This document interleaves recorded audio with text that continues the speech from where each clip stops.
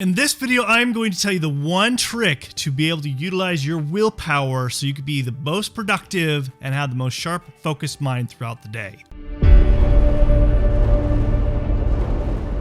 Now, having ADHD and dyslexia could be a big challenge. Having that, willpower becomes a challenge for people with ADHD, but you might be somebody that doesn't have ADHD, but willpower is just something that you don't know how to use it. And so I want to share with you what I have used that has really been helpful, especially as of late, that I've been using on a daily basis to help me within my own practice and also just being very productive throughout the day. And this idea comes from the book, The One Thing. If you have not read this book, I highly encourage you to read this book by Gary Keller, and it was life-changing to me. Reading this book is really helping me narrow my focus. And in the book, he talks about a different concept about willpower. And he basically talks about how willpower is kind of like a battery. If we think about a battery, how if we keep on using that battery, eventually it starts depleting. But willpower is kind of more of an ignition, okay? It isn't necessarily like, we have this meter throughout the day where if we have a higher meter that we can have this willpower throughout the day. No, willpower works where it just is a spark.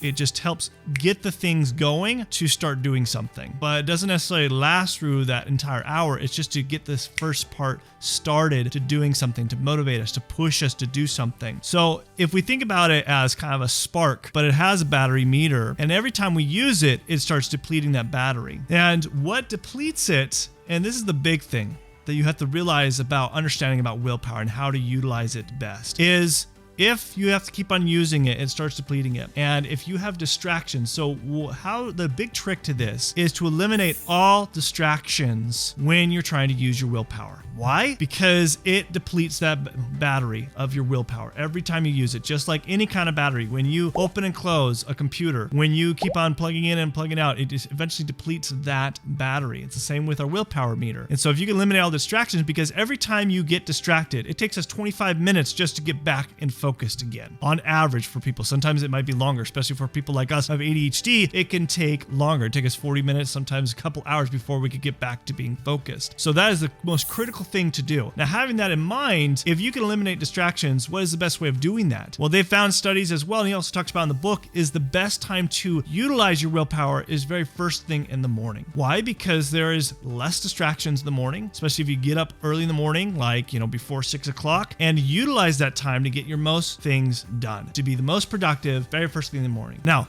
I am not a morning person and still not a morning person, but after reading this book, it's changed my mind about morning, because I thought, okay, I'm a night owl. I'm just gonna, just do things at night. And that's what I would do. I would do things at night, but it was too distracting at night with my kids and, family. And then of course that prevents from me being with my kids and my family if I'm trying to do things at night. And it just is not as productive. I don't care who you are, but it really is not productive, because what happens at the end of the day, our willpower meter is gone. And so usually it's not going to be as productive because we're not going to be as motivated. We'll do it, and then we'll get distracted on something else, and then we try to just, fill the time with void. And so by having it first thing in the morning, when I started doing that, I was so productive, because I only need to be productive for 3-4 hours first thing in the morning, and then the rest of the day didn't matter. Because I transitioned that way, I'm more productive in my business, more productive for my practice, and even the clients that I work with. Now that you understand how willpower works, this can help you really change things of how you structure your schedule. I used to be a big proponent about to-do lists and stuff like that. I still am, but I think when you have an exhaustive to-do list and you fill up your schedule, it's too daunting, and it causes anxiety for people, even for myself, when I just try to fill up every little spot. Because for me, and this made a big difference, is when I started to change where I would focus on 3 things, just 3. And those 3 things are when I first wake up in the morning, and I do it in the 3 hours or 4 hours, a 3-hour or 4-hour block, and then I don't plan the rest of the day. Now, of course, if I'm going seeing patients, of course, those days that I see patients, those are scheduled in. But for the rest of the days, what I do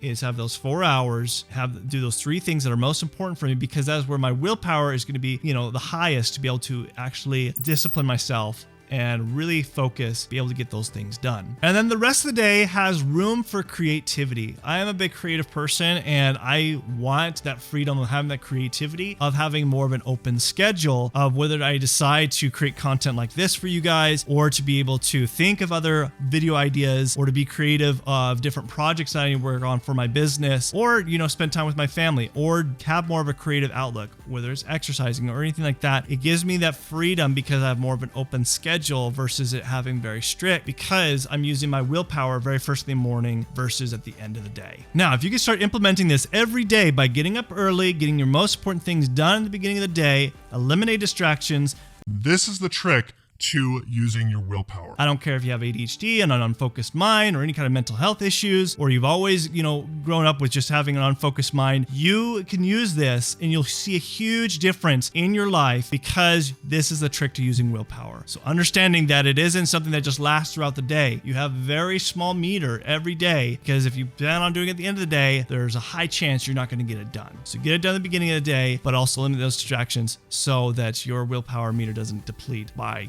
10 o'clock or 12 o'clock, right? You want to make sure you have that willpower being consistent more throughout the day. Now, we all have challenges and struggles, and it makes it difficult when we have lack of motivation. And that kind of goes tie and tie with willpower, but motivation is a different kind of concept of how to get motivated and how to be successful. And so I want you to join me right here. Watch this video of the best things that have helped me stay motivated, whether you have ADHD or if you have an unfocused mind and are not productive. Watch this playlist right here to be able to help you understand the best ways to keep yourself motivated.